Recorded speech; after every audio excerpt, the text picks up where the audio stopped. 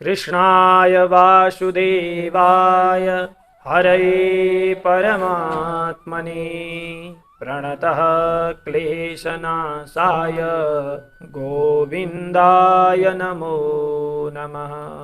अन्नो श्रीमद्भागवत महापुराण को श्री सद्गुरुदेव भगवान को श्री सुखदेव जी महाराज को राष्ट्रदेव पशुपतिनाथ को कृष्ण कन्हैया लाल को जय जय श्री राधे श्याम। अकारण करुणा वरुणानिलय अखिल कोटि ब्रह्मांड नायक भगवान श्री हरि सर्वेश्वर श्री कृष्ण को साक्षात वाङ्मय प्रतिमूर्ति श्रीमद् भागवत महापुराण, जसको सायंकालीन स्वाध्याय कक्षामा हामी छेका छौँ। हामी प्रतिदिन भागवत सेवा गरिरहेका छौँ। हामीले यो सायंकालीन समयलाई भागवतमय बनाउने चेष्टा गरिरहेका छौँ। भगवानको कृपा प्राप्त गर्नका लागि प्रयत्न गरिरहेका छौँ। हामीले प्रथम स्कन्धको विशेषतः भागवत चर्चा गरिरहेका छौँ। प्रथम स्कन्धमा पनि हामीले पूर्व दिनमा 15औं अध्यायलाई समाप्त गरेका छौँ। 15 अध्यायमा भगवान श्रीकृष्णका परिकर साथै भगवान श्रीकृष्णको कुशल क्षेम थाहा पाउनका लागि युधिष्ठिरद्वारा प्रेषित हुनुभएका अर्जुन लामो समयसम्म आउनु हुँदैन। युधिष्ठिरका मनमा धेरै खालका आशंकाहरू पैदा हुन्छन्। बाहिरी समाजमा पनि धेरै अपशगुनहरू देख्छन्।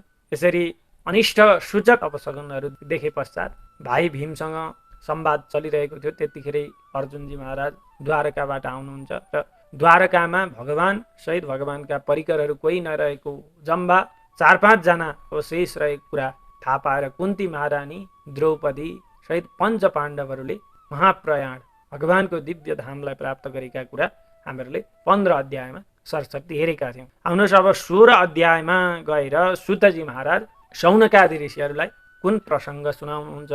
सुत उवाच ततः परीक्षित द्विजवर्य शिक्षया महिं महाभागवत सशासः यथा हि सूत्यामभिजात कोविदाः समाधिसन् विप्रमहद्गुणस्तथा। युधिष्ठिर महाराजहरू हिमालयको यात्रामा लाग्नुभयो। त्योभन्दा अगाडि राजा परीक्षितलाई राज्य सिंहासनमा युधिष्ठिर महाराजले बसाउनु भएको थियो। ततः तत्पश्चात पाण्डवको स्वर्गारोहण पश्चात सुत्याम भनेको जन्म समयमा जात कोविदाः दैवज्ञ ज्योतिषहरूद्वारा समाधिसन जस्तो खालको आदेश भएको थियो अथवा भविष्यवाणी भएको थियो। हे विप्र, हे सौनकजी, त्यस्तै खालको महद्गुणः महताम गुणाः यस्मिन् महान गुणहरू छन् जसमा यस्ता भएका राजा परीक्षितले कस्ता हुनुहुन्थ्यो। राजा परीक्षित भन्दा महाभागवतः अत्यन्त भगवानका भक्त हुनुहुन्थ्यो अथवा भगवानका अनन्य भक्त हुनुहुन्थ्यो। यस्ता राजा परीक्षितले द्विजवर्य शिक्षया श्रेष्ठ ब्राह्मणहरूको शिक्षाद्वारा, श्रेष्ठ मन्त्रीहरूको शिक्षाद्वारा यथा जस्ताको तस्तै गरेर महिम पृथ्वीलाई सशास पृथ्वीको शासन गर्न लाग्नुभयो, आफ्नो राज्य सञ्चालन गर्न लाग्नुभयो। स उत्तरस्य तनयाम् उपयेमैरावतीं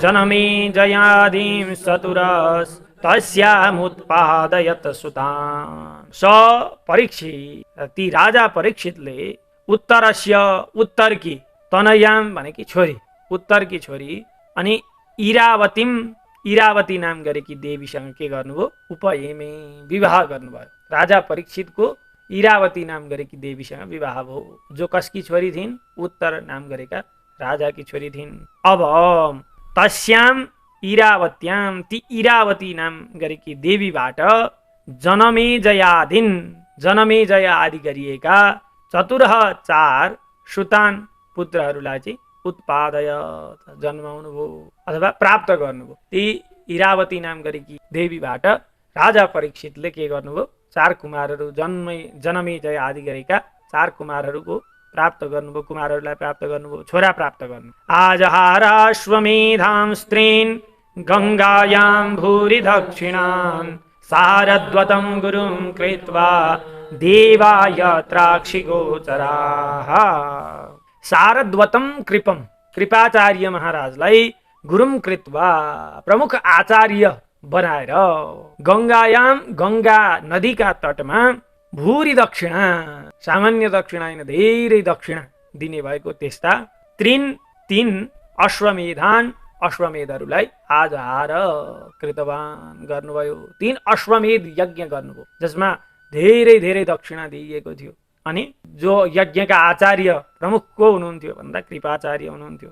अब त्यो यज्ञमा जुन यज्ञमा अक्षिगोचराः देवताहरू प्रत्यक्ष उपस्थित थिए। आफ्ना भाग ग्रहण गर्नका लागि देवताहरू स्वयं यज्ञमा उपस्थित भएका थिए। अब यहाँ भूरी दक्षिणान भनिएको छ। आजभोलि यज्ञहरू त हुन्छन्, तर यज्ञमा के हुन्छ त भन्दाखेरि पारितोषिक मात्रै दिन्छ, केवल भूरी दक्षिणा हुँदैन, अथवा भूयसी दक्षिणा पनि हुँदैन, केवल पारितोषिक मात्रै हुन्छ क्या। किन भन्नु न, जस्तो पण्डितजीहरू यज्ञमा जानुहुन्छ, गइसकिसकेपछि अब काम गरौँ, पढ्दा गरौँ, त्यो ठिक पारो, पढ्दा गरौँ, अनि त्यहाँदेखि भरे चाहिँ दक्षिणा एउटा पाइयो। त्यो त केवल पारितोषिक नै भयो। अरू काम गर्नेले पनि काम गर्छन्, भरे अन्तिममा आफ्नो तलब बुझ्छन्, आउँछ।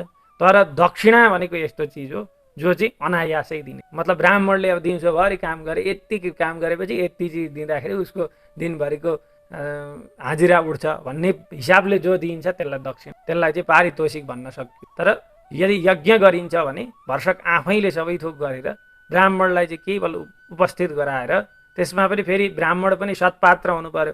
कुपात्रमा दिइएको दान चाहिँ भस्मन्नेव जुहोति छ भन्ने पनि छ कुरो, भनेको खरानीमा हवन गरे जस्तो हुन्छ। तर के त भन्दाखेरि भूरी दक्षिणा यज्ञहरू गर्दाखेरि ब्राह्मणहरूलाई सन्तुष्ट हुने गरी दिनुपर्छ भन्ने कुरो हो। फेरि असन्तुष्ट दुईजना नष्टा पनि छ, ब्राह्मणहरू पनि त्यही अनुकूलको हुनु पर्यो नि त, आफ्नो योग्यतालाई त्यही अनुसारको पात्रत्वलाई ग्रहण गर्न सक्ने हुनु पर्यो।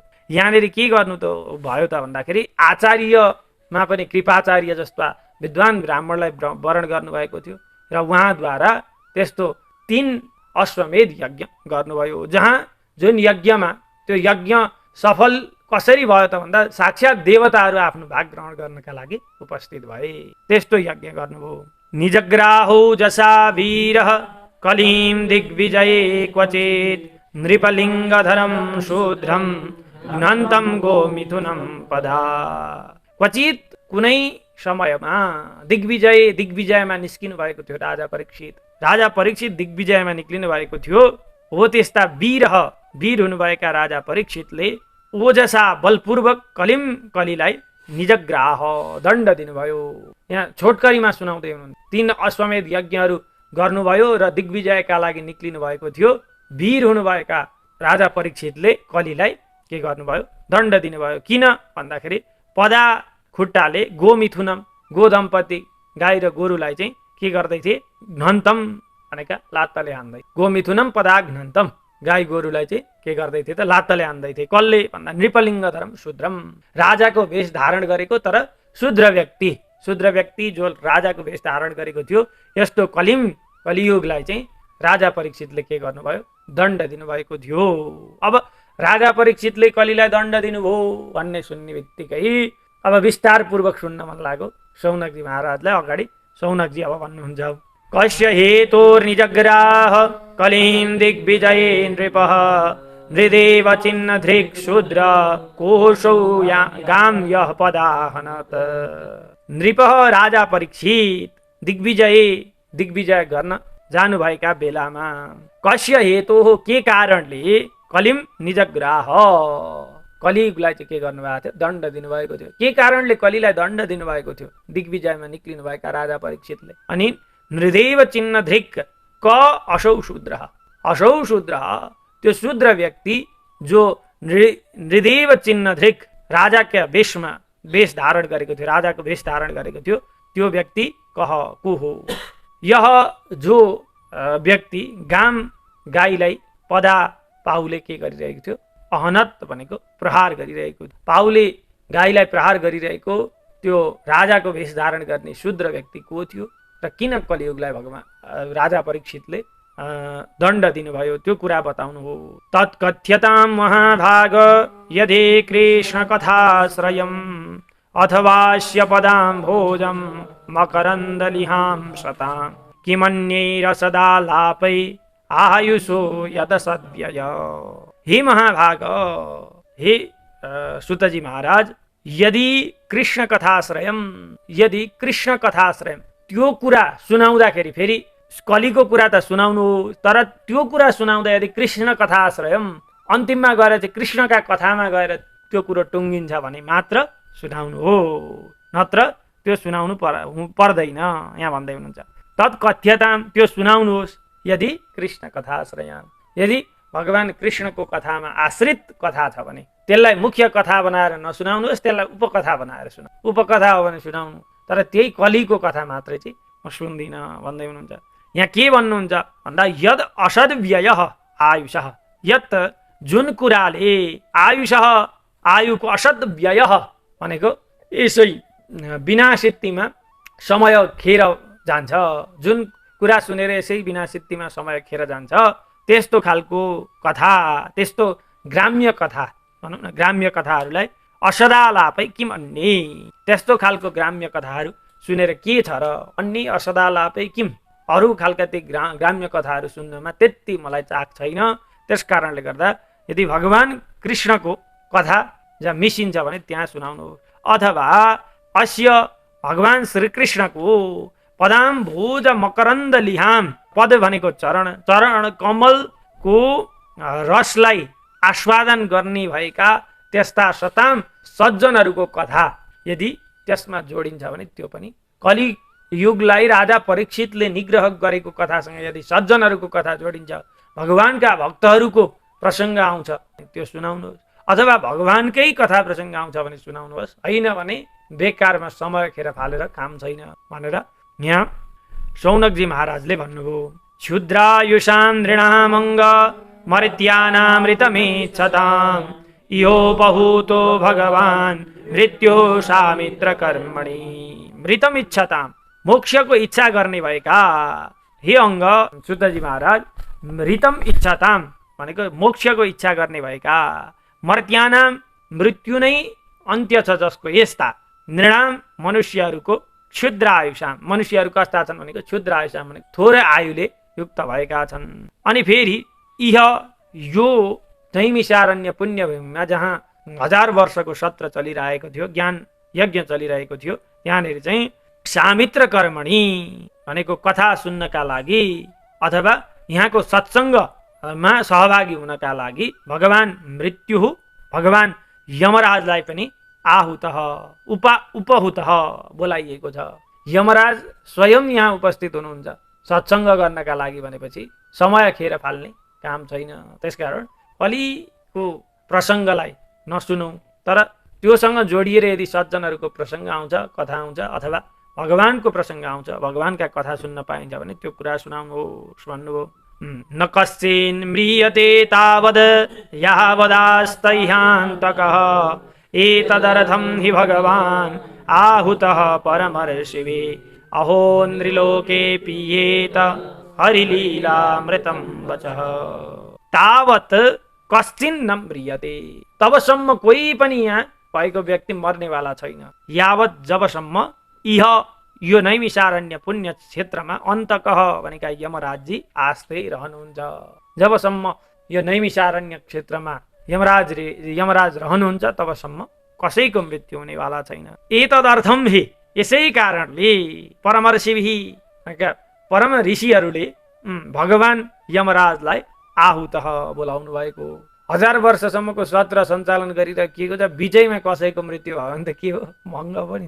त्यस कारणले त्यो नैमिषारण्य पुण्य क्षेत्रमा यमराजलाई पनि उपस्थित गराइएको थियो, किनकि यमराजलाई पनि व्यस्त बनाइदिइसकेपछि त मृत्यु कसैको भएन, विघ्न बाधा आएन। अहो नृलोके पीयेत हरिलीलामृतं वच, अहो त्यस कारणले नृलोके यस संसारमा हरिलीलामृतं वच पीयेत, हरि लीला रूपी अमृत बाणीहरूलाई पिउनुहोस् भनेर यहाँ शौनकजी महाराजले भन्नुभयो। मन्दस्य मन्द प्रज्ञस्य वयो मन्दायुषश्च वै, निद्रया ह्रियते नक्तं दिवा च व्यर्थ कर्मभिः।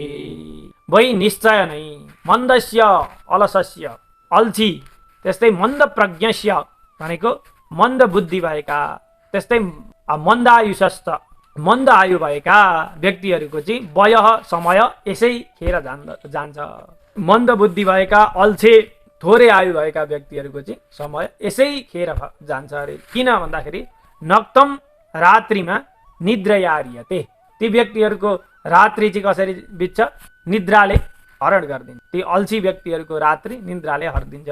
दिवा च व्यर्थ कर्मभिः, दिउँसो पनि उनीहरू कसरी व्यतीत गर्छन् भन्दा व्यर्थका कामहरू गरेर, जो परमार्थका लागि योग्य छैनन् ती कामहरू गरेर, असत्सङ्ग गरेर आफ्नो दिनलाई व्यतीत गर्दछन् भनेर यसरी सौनकजी महाराजले अब राजा परीक्षितले कलि निग्रह गरेको कुरालाई यहाँ विस्तृत तरिकाले सुन्ने विचार गर्नुभयो। तब सुतजी महाराज अब अगाडि भन्न लाग्नुभयो। यदा परीक्षित कुरुजाङ्गले शृणोत् कलिं प्रविष्टं निज चक्रवर्तिते निशम्य वार्ता मनते प्रियां ततः सरासनं संयुगसौण्डिराददे। संयुगसौण्डी, युद्धमा कृष्ण समान वीर हुनुभएका यस्ता परीक्षित, राजा परीक्षित यदा जुन समयमा निज चक्रवर्तिते कुरुजाङ्गले कलिं प्रविष्टम अनति प्रियां वार्तां अश्रुणोत्। यदा जुन समयमा परीक्षित राजाले निज चक्रवर्ती, आफू चक्रवर्ती भएर चलाइरहेको राज्य कुरुजाङ्गल राज्यमा, कुरुजाङ्गल भनेको हस्तिनापुरमा के सुन्नुभयो भन्दा अनति प्रियां वार्तां, अत्यन्तै नराम्रो लाग्ने खालको त्यस्तो वार्ता। कुन वार्ता भन्दाखेरि कलिं प्रविष्टम, आफ्ना राज्यमा कलियुगले प्रवेश गर्यो अरे भन्ने यस्तो खालको वार्ता अश्रुणोत् सुन्नुभयो। त्यो वार्तालाई निशम्य सुनेर तत्पश्चात राजा परीक्षितले के गर्नुभयो भन्दाखेरि सरासनम आददे, आफ्नो धनुलाई लिनुभयो। राज्यमा कलियुगले प्रवेश गर्यो महाराज भनेर कसैले आएर सुनाइदियो, राजालाई यो कुरा ठिक लागेन। परीक्षितलाई हातमा धनु लिएर आज यसको अब म छोड्नेवाला छैन, मेरो राज्यमा कलिले प्रवेश गर्ने भनेर हातमा धनु लिनुभयो। स्वलङ्कृतं श्यामतुरङ्गयोजितं रथं मृगेन्द्र ध्वजमाश्रितः पुरा वृतो रथाश्वद्वीपपत्तियुक्तया स्वसेनया दिग्विजयाय निर्गतः। श्याम तुरङ्ग योजितम, काला घोडाहरूले युक्त भएको, स्वलङ्कृतम सुअलङ्कृतम राम्रोसँग सजिएको, अनि मृगेन्द्र ध्वजमाश्रितः सिंहको चिन्हले अंकित ध्वजालाई लगाइएको यस्तो खालको रथम सुन्दर रथमा पुरात बसेर, आश्रित भनेको बसेर, पुरात आफ्नो राजधानीबाट रथ अश्व द्वीपपत्ति युक्तया स्वसेनया, रथारोही अश्वारोही हस्ती आरोही अनि पैदल यस्ता चतुरङ्गिणी सेनाहरू आफ्ना सेनाहरूद्वारा वृतः घेरिएका राजा परीक्षित दिग्विजयाय निर्गतः, दिग्विजय गर्नका लागि पुरात निर्गतः आफ्नो राज्यबाट के गर्नुभयो? निस्कनुभयो। राजा परीक्षित आफ्नो रथमा सेनाहरूलाई अघि पछि लगाएर दिग्विजयका लागि निस्किनुभयो। कहाँ कहाँ जानुभयो भन्दा भद्राश्वम केतुमालं च भारतं चोत्तरान् कुरुन् किं पुरुषादिनि वर्षाणि विजित्य जगृहे बलिम्। भद्राश्व जानुभयो, त्यहाँ जित्नुभयो। केतुमाल भारत त्यस्तै उत्तर कुरु देशलाई जित्नुभयो। अनि किमपुरुष आदि गरिएका वर्षहरूलाई पनि विजित्य जितेर ततः त्यहाँदेखि के गर्नुभयो? बलिम जगृहे, भेट चढाए त्यहाँका राजाहरूले, त्यो स्वीकार गर्नुभयो, लिनुभयो। अनि अगाडि तत्र तत्रोपसृण्वानः स्वपूर्वेषां महात्मनां प्रगीयमाणं च यशः कृष्णमाहात्म्यसूचकम्। अब जुन जुन देशमा दिग्विजय गर्दै गर्दै पुग्नुभयो राजा परीक्षित, तत्र तत्र त्यो देशमा स्वपूर्वेषां आफ्ना पूर्वजहरूको महात्मा हुनुभएका अथवा श्रेष्ठ व्यक्तिहरूको प्रगीयमाणं गाइने भएको यशः, यशलाई उपसृण्वान सुन्नुभयो, अथवा आफ्ना पूर्वज जो महान व्यक्तिहरू हुनुहुन्थ्यो उहाँहरूको यशलाई सुन्दै जानुभयो। जुन यशमा कृष्ण महात्म्य सूचकम, कृष्ण भगवानको महिमालाई पनि के गर्थ्यो? त्यो वाक्यले आफ्ना पूर्वजहरूको यश जहाँ सुन्नुभयो, त्यो यशले भगवान श्रीकृष्णको महिमालाई पनि के गर्थ्यो? फैलाउने काम गर्थ्यो। यस्तो खालको सूचित गर्थ्यो। यस्तो महिमा सुन्नुभयो। आत्मानं च परित्रातं अश्वत्थाम्नोऽस्त्र तेजसः स्नेहं च वृष्णिपार्थानां तेषां भक्तिं च केशवे। आत्मानं परित्रातं अस्त्र तेजसः अश्वत्थाम्न, अश्वत्थामाका ब्रह्मास्त्रबाट आफूलाई पनि बचाउनु हुने भएका यस्ता भगवान श्रीकृष्णको महिमा पनि त्यहाँ सुन्नुहुन्थ्यो। हे परीक्षित, हे राजा, हे महाराजी, हजुरलाई पनि भगवान श्रीकृष्णले मातृगर्भमा ब्रह्मास्त्रबाट बचाउनु भएको थियो। यस्ता खालका कुरा पनि सुन्नुहुन्थ्यो। त्यस्तै स्नेहम च वृष्णि पार्थाना, वृष्णिवंशी भगवान श्रीकृष्ण र पार्थाना पाण्डुहरूका बीचमा स्नेहम च भएको अत्यन्त गाढा प्रेम त्यो पनि सुन्नुहुन्थ्यो। अब तिनीहरूले चाहिँ के हुन्थ्यो त भन्दा उहाँलाई अत्यन्तै श्रद्धा बढाउँथ्यो, भगवानप्रतिको श्रद्धा बढाउँथ्यो। अनि तेषां केशवे च भक्ति, ती पाण्डवहरूको भगवान श्रीकृष्णमा भएको भक्तिलाई पनि ती व्यक्तिहरूले सुनाउँथे। तेभ्यः परम सन्तुष्टः प्रीत्युज्जिम्भित लोचनः महाधनानि वासांसे ददौ हारान् महामनाः। तेभ्यः ती सुनाउने व्यक्तिहरूबाट परम सन्तुष्ट, अत्यन्त सन्तुष्ट हुनुभएका महामनाः उदार मन हुनुभएका यस्ता राजा परीक्षितबाट कस्ता राजा खुसी हुँदा कस्तो हुनुहुन्थ्यो भन्दा प्रीत्युज्जिम्भित लोचनः, प्रीति खुसीले उज्जिम्भित भनेको आँखा चाहिँ झिम्क्याइराख्ने अनि आँखा चञ्चल भइरहेका थिए राजा परीक्षितका। यस्ता राजा परीक्षित महामन राजा परीक्षितले चाहिँ के गर्नुभयो भन्दाखेरि हारान भनेका विभिन्न प्रकारका हारहरू अनि महाधनानी धेरै धनहरू र वासांसी भनेका कपडाहरूलाई पनि ददौ दिनुभयो, कपडाहरू दिनुभयो। जसले जसले प्रशंसा गर्थ्यो आफ्नो पूर्वजहरूको तिनीहरूलाई चाहिँ अब के दिनुपर्ने हो, एकजनालाई एउटा निकालो दियो, अरूलाई धन दियो, के दियो गर्न लाग्नुभयो। सारथ्य पारसद सेवन सख्य दौत्य वीरासनानुगमन स्तवन प्रणामान स्निग्धेषु पाण्डुषु जगत् प्रणतिं च विष्णोर् भक्तिं करोति नृपति शरणारविन्दे। अब स्निग्धेषु पाण्डुषु, प्रिय पाण्डवहरूमा भगवानले के गर्नुभयो भन्दा अब त्यहाँ सुनाउँछन्। सारथ्य, भगवान अर्जुनको सारथी पनि हुनुभएको थियो भन्छ कसैले। अनि पार्षद, होइन नि भगवान त सभासद पनि हुनुहुन्थ्यो युधिष्ठिरका राज्यको भनेर कसैले भन्नुहुन्थ्यो भन्थे। अनि कसैले के भन्थे, सेवन, भगवानले त पाण्डवहरूका मन पहिले नै बुझेर त्यही अनुसारको कार्य गरिदिनुहुन्थ्यो, यस्तो खालको कुरा गर्थे कसैले। कसैले भगवान श्रीकृष्ण अर्जुनका अत्यन्त मिल्ने साथी हुनुहुन्थ्यो भन्थे। अनि फेरि भगवानले त पाण्डवहरूलाई बचाउनका निमित्त रातभरि शस्त्रधारी भएर बस्नु भएको थियो, उभिनु भएको थियो भनेर भन्थे। अब कसैले भगवान पाण्डवहरूका पछि हिँड्नुहुन्थ्यो भन्थे, अथवा भगवानले युधिष्ठिरको प्रशंसा गर्नुहुन्थ्यो भनेर भन्थे।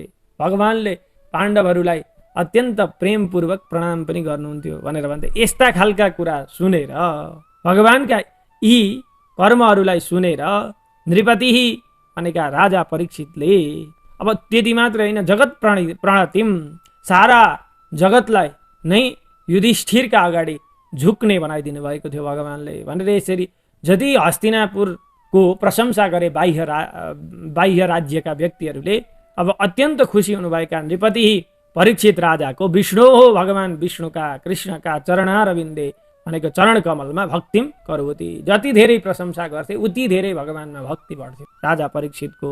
तस्यैवं वर्तमानस्य पूर्वेषां वृत्तिमन्वहं नाति दूरे किलाश्चर्यं यथा सेत्तन्निबोधमे। एवं वर्तमानस्य तस्य, यसरी दिग्विजयमा दिन बिताइराख्नुभएका त्यस्ता राजा परीक्षितको अन्वहम, प्रतिदिन पूर्वेषां वृत्तिम, आफ्ना पूर्वजहरूको पराक्रमले युक्त भएको यशलाई सुन्दै सुन्दै हिँडिराख्नु भएको थियो। त्यतिखेर के भयो त भन्दाखेरि न अति दूरे भनेको शिविरका नजिकै, जहाँ राजा परीक्षितले विश्राम गर्नुभएको थियो त्यो शिविरका नजिकै किला निश्चय नै यद आश्चर्यम, एउटा आश्चर्य भयो, एउटा आश्चर्यको घटना घट्यो।